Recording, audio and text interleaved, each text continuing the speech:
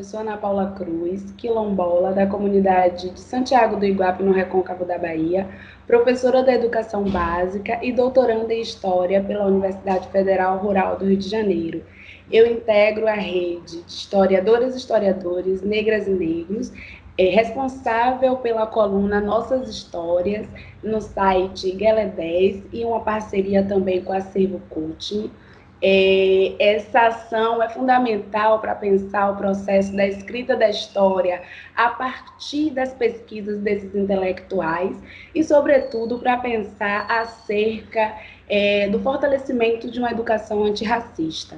E o papo de hoje é justamente acerca de um texto que eu escrevi para a coluna Nossas Histórias. O texto é intitulado Eu Nasci e Me Criei Aqui, o processo de reconhecimento do território quilombola do Vale do Iguape. Para início de conversa, eu acho fundamental demarcar a importância dessa expressão, eu nasci e me criei aqui, bastante recorrente entre os meus interlocutores, os moradores das comunidades do Vale do Iguape, que eu costumo chamar dos meus parentes, a minha parentela, não só por laços consanguíneos, mas também, e aí para utilizar um conceito operacionalizado por uma historiadora negra que também integra a rede, a Marileia de Almeida, parentes porque nós dividimos o mesmo território de afeto. Então, essa expressão é fundamental nas pautas de lutas, organização política, essa noção de pertencimento ao território é fundamental nas minhas narrativas, nos meus escritos e também para a organização política da comunidade como um todo. Trazer à tona essas lutas históricas por acesso e permanência às terras no Vale do Iguape.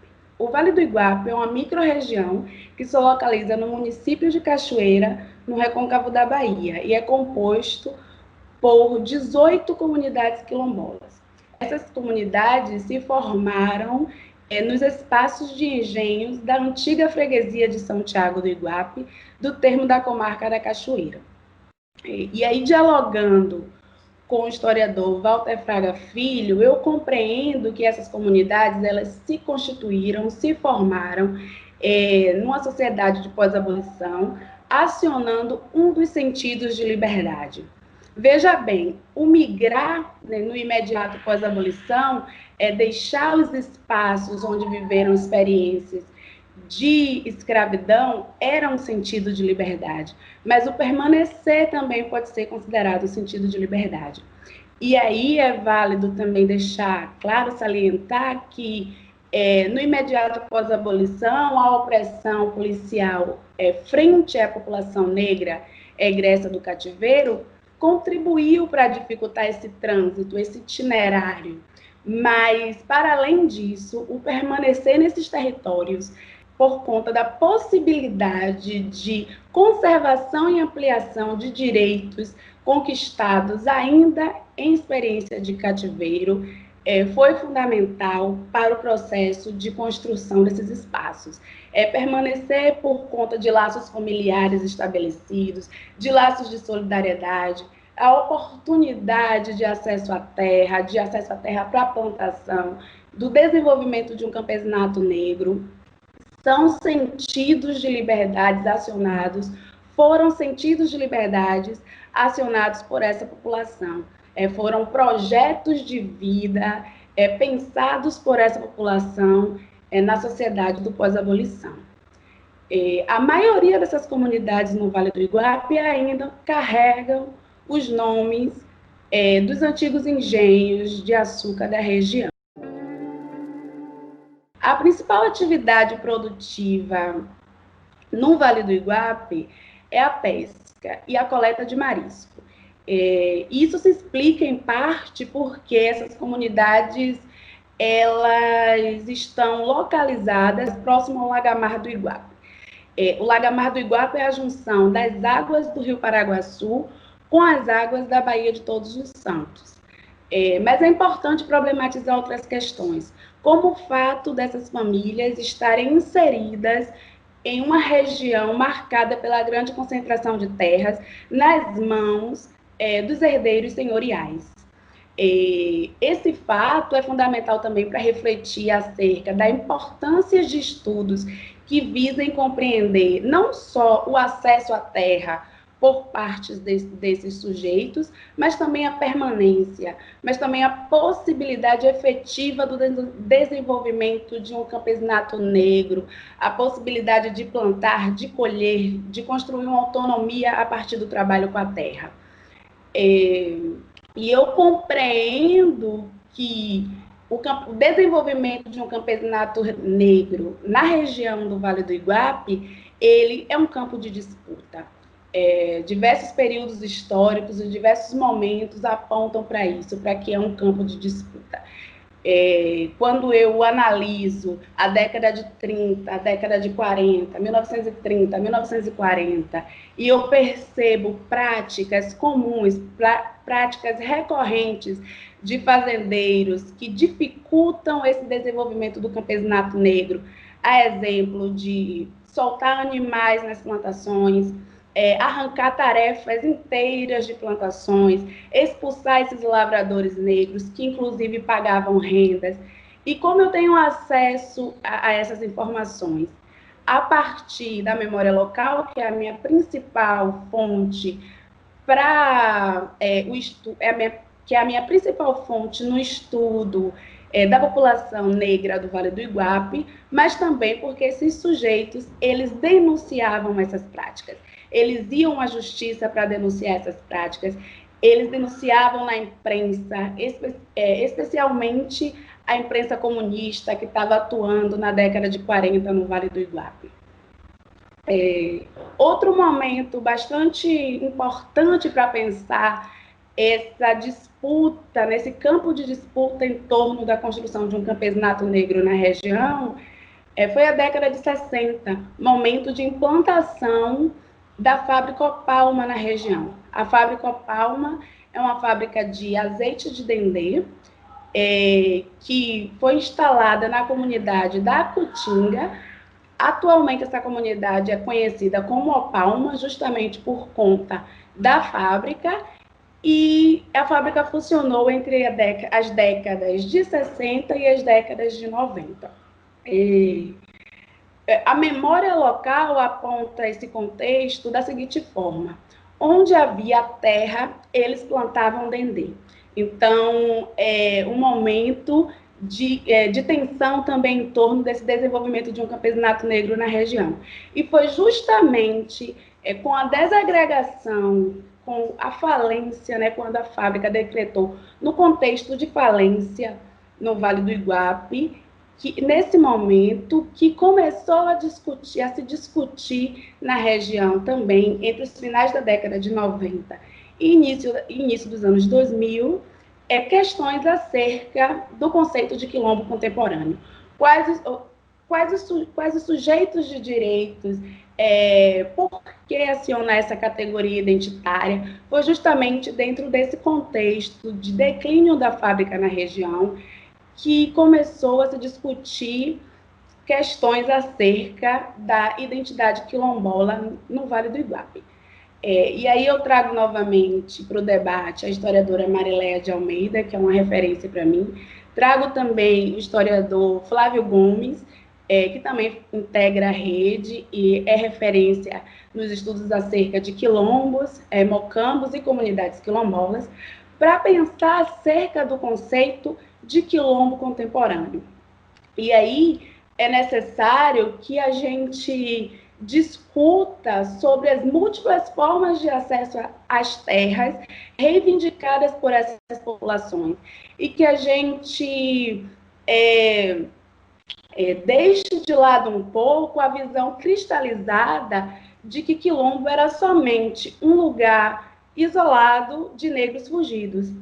Trazer à baila essas múltiplas experiências de acesso à terra, como, por exemplo, a própria compra de terras, a permanência desses sujeitos que viveram experiências de escravidão nesses antigos espaços, fazendas, engenhos, doações, migrações, o processo de migração, dentre outras formas de acesso à terra, trazer essas experiências, recuperá-las, é fundamental para que a gente amplie os sujeitos de direitos dessa categoria de quilombo contemporâneo. E aqui também eu demarco que eu estou discutindo e dialogando com a historiadora, intelectual negra e militante Beatriz Nascimento, que pensa quilombo como um novo modelo de organização social da população negra. E Beatriz nos convida a pensar quilombo dessa forma, porque para essa intelectual, ao reconhecer quilombo como um novo modelo de organização social da população negra, nós entramos em contato com singularidades específicas, né, com singularidades próprias da população negra em experiência de diáspora, da população negra brasileira. Beatriz pensa quilombo e coloca quilombo enquanto um lugar de referência cultural importante para a humanização dos nossos corpos negros, a humanização dos nossos corpos por muito tempo coisificado e atravessado também por experiência de racismo. Dito isso, né, eu volto para pensar essa relação entre a desagregação, o declínio da fábrica Copal com as discussões na região do Vale do Iguape, com as discussões acerca da categoria identitária de quilombola. A fábrica Opalma, ela continua em funcionamento, não mais no Vale do Iguape, mas na região de Taperoá, no Baixo Sul da Bahia. E, como eu falei, a memória local trata esse período de instauração, de funcionamento da fábrica no Vale do Iguape, como um período em que o acesso às terras para a plantação, para o desenvolvimento de um campesinato negro foi tenso, difícil. É importante destacar também que muitos dos sujeitos do Vale do Iguape, a população do Vale do Iguape, trabalhou, né, foi empregada, desenvolveu algum serviço para a fábrica Opalma. Então, o contexto de declínio da fábrica, o Vale do Iguape, a população do Vale do Iguape encontrava-se sem acesso à terra, encontrava-se desempregada, muitos deles não tinham mais como voltar a exercer, pelo menos no momento imediato, né, voltar a exercer a pesca por conta de objetos essenciais para o desenvolvimento da pesca artesanal, e não tinham nenhum interesse de migrar para trabalhar em cidades grandes, para trabalhar fora, como Salvador. E a plantação do dendê continuou. Alguns sujeitos, inclusive, continuaram trabalhando para a fábrica Opalma, porque esse produto ele era enviado para a fábrica em Taperoá, no Baixo Sul da Bahia. Então, foi justamente nesse contexto que começou a se discutir, a pensar novas estratégias, a pensar novas categorias identitárias para o renascimento, o ressurgimento da luta, uma luta histórica na região, que é a luta por acesso e permanência às terras. Daí é importante trazer, né, a informação de um líder comunitário, que é o Ananias Viana. É fundamental nesse processo inicial de organização política da região. O Ananias, ele inclusive trabalhou na fábrica Opalma, ele foi o meu principal interlocutor para pensar esse contexto que eu apresentei aqui para vocês.